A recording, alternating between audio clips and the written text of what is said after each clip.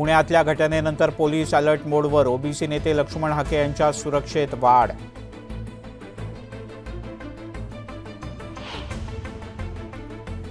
वाढवण बंदरानंतर आता पालघरमध्ये सरकारची मुरबे बंदर उभारणीला मंजुरी. बंदरासाठी 4,259 कोटींचा निधी मंजूर.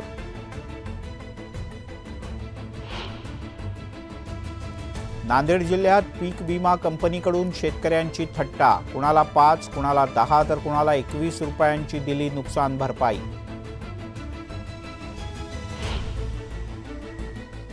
भंडाऱ्यात व्हॅनची विद्यार्थ्याच्या सायकलला धडक.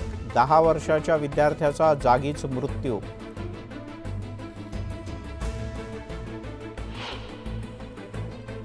चाळीसगाव तालुक्यातील देशनाला धरण 4 वर्षानंतर 100% भरलं. पाणी प्रश्न मिटल्यानं नागरिक सुखावले. देवगडच्या गव्हाणी गावात गवा आणि रेड्यांचा धुमाकूळ. वनविभागाकडे बंदोबस्त करण्याची मागणी.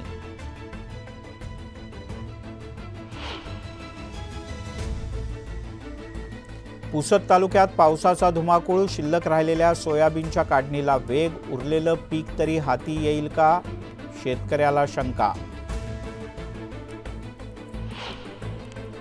लासलगाव मनमाड बाजार समितीत कांद्याची घसरण काही थांबेना. क्विंटल मागे 920 रुपयांची घसरण झाल्यानं शेतकरी हवालदिल.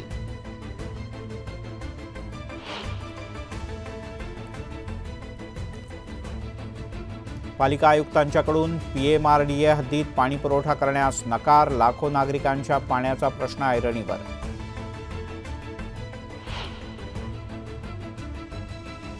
सोलापुरात महिला डॉक्टरला 67 लाखांचा गंडा. फसवणूक करणाऱ्या 2 आरोपींना ताब्यात घेण्यात पोलिसांना यश.